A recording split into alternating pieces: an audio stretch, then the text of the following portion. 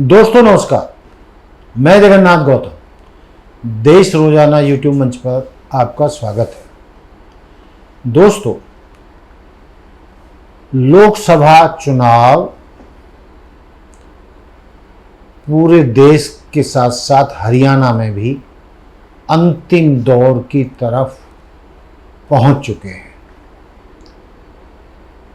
जब आप ये वीडियो देखेंगे तो 2 दिन हरियाणा के चुनाव में बचेंगे। हरियाणा में 25 मई को लोकसभा के चुनाव होंगे और मैं ज़्यादा लंबी बातचीत नहीं करूंगा, लेकिन जैसा कि आप जानते हैं कि फरीदाबाद लोकसभा सीट भाजपा की सबसे मजबूत सीट मानी जा रही थी,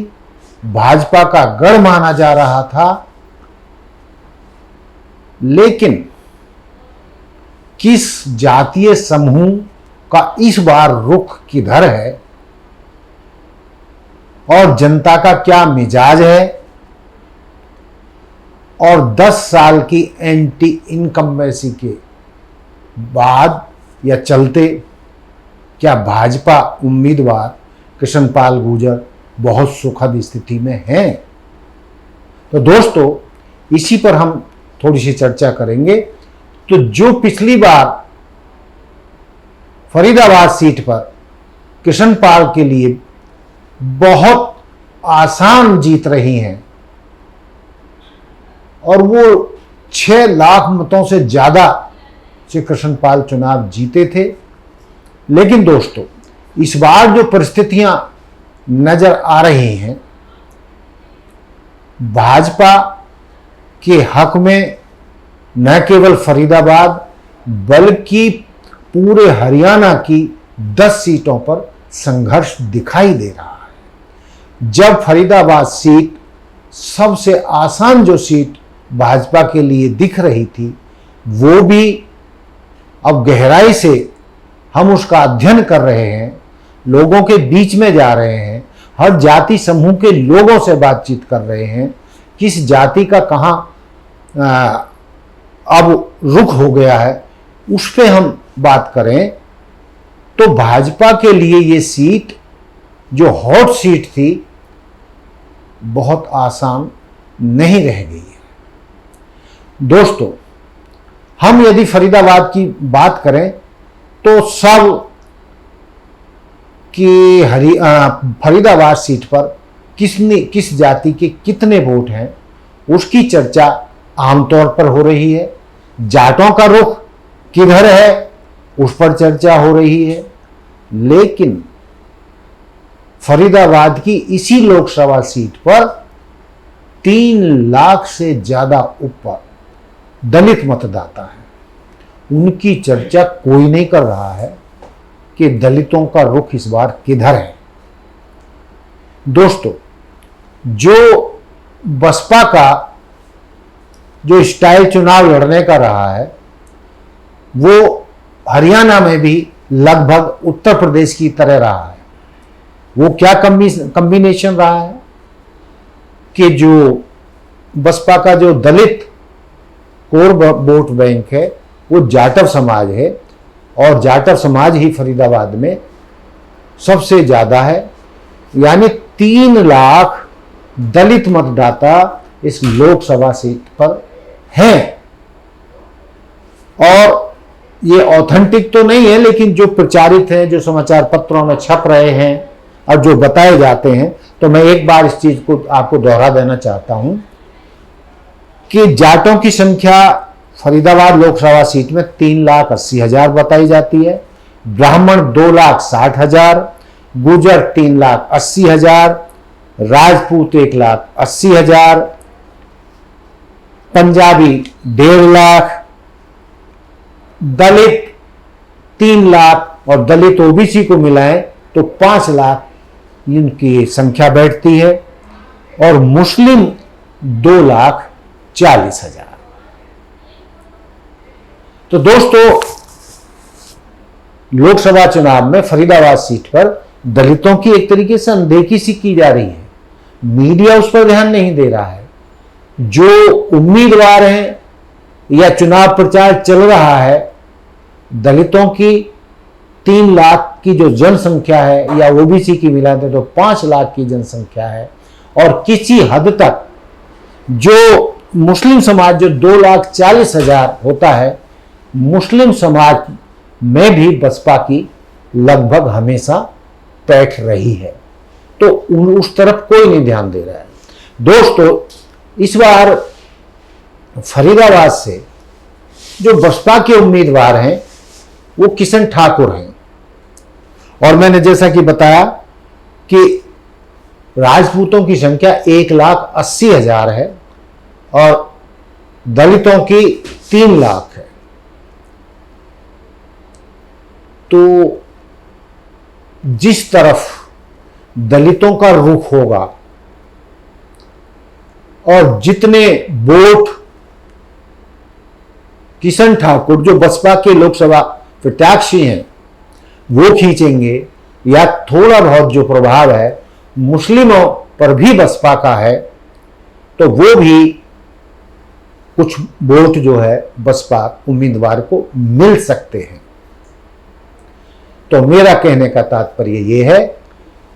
कि बसपा के जो समर्थक दलित, मुस्लिम और उम्मीदवार होने के नाते राजपूत, उनकी भी बड़ी भूमिका, यहां पर कौन उम्मीदवार फरीदाबाद सीट पर जीतेगा या हारेगा, या इन वर्गों का, इन जातीय समूह का झुकाव किस तरफ रहेगा, उस बात पर भी ये बात डिपेंड करेगी कि फरीदाबाद से कौन उम्मीदवार जीतने जा रहा है। दोस्तों, मैं पहले भी अपने वीडियोज में कहता रहा हूं कि कृष्णपाल गुर्जर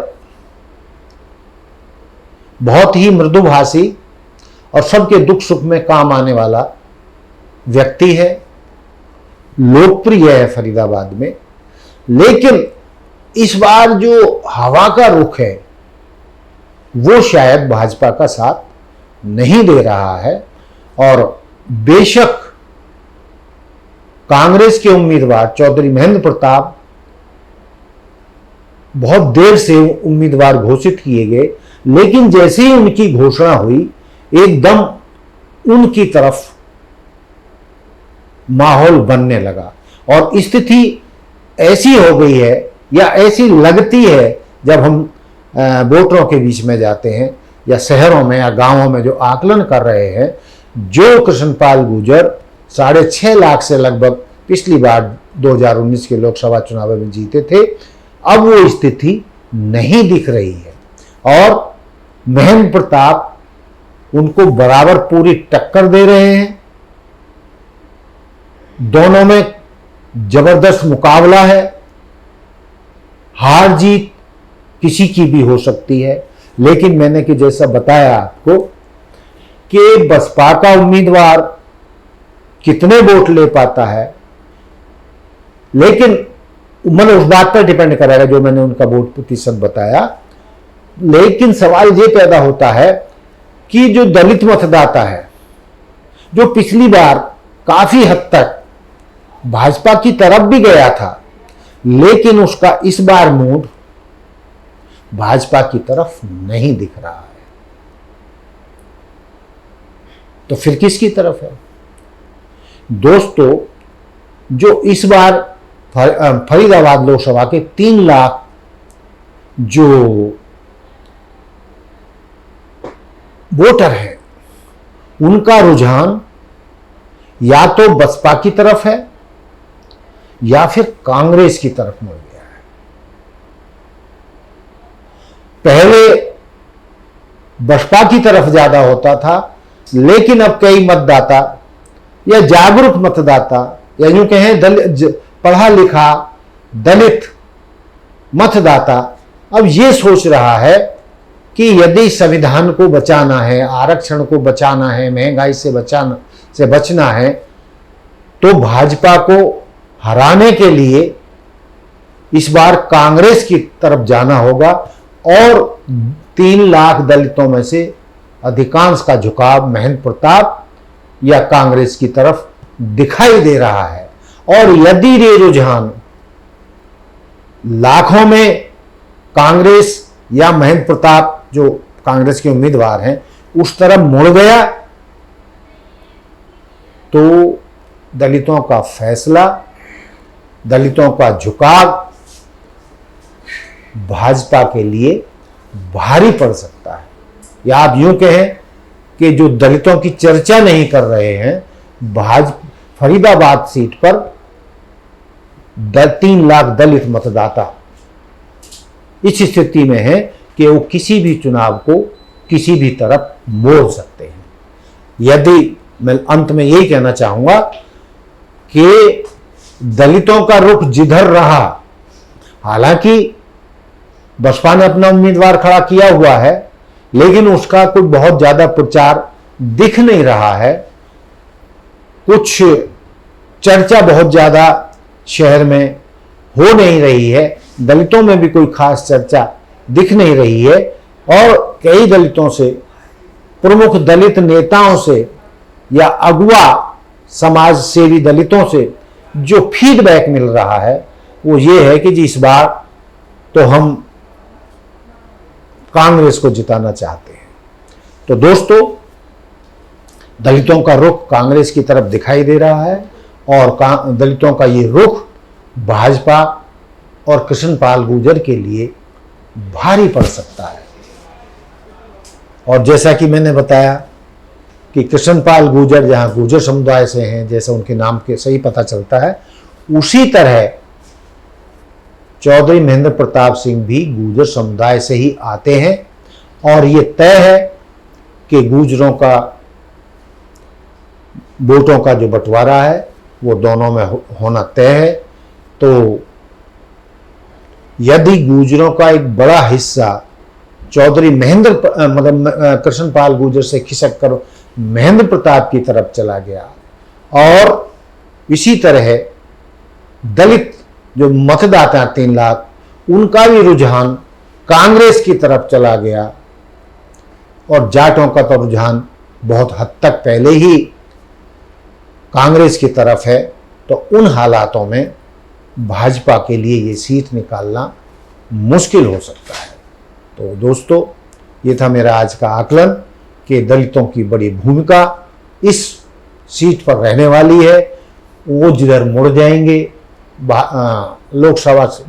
फरीदाबाद लोकसभा सीट से जो बड़े उम्मीदवार हैं भाजपा के या कांग्रेस के, जीत उधर ही चली जाएगी। यानी दलितों का वोट ये तय करने वाला है कि फरीदाबाद से लोकसभा का उम्मीदवार कौन जीतेगा। तो दोस्तों, ये था मेरा आज का मुद्दा कि दलित वोट कहाँ जा रहा है और जहाँ दलित वोट जाएगा वही जीत की संभावना बनेगी, यानी उसी उम्मीदवार की जीत की संभावना रहेगी। तो देखते रहिए देश रोजाना। मिलते हैं फिर कल नए मुद्दे पर। जय हिंद, जय भारत,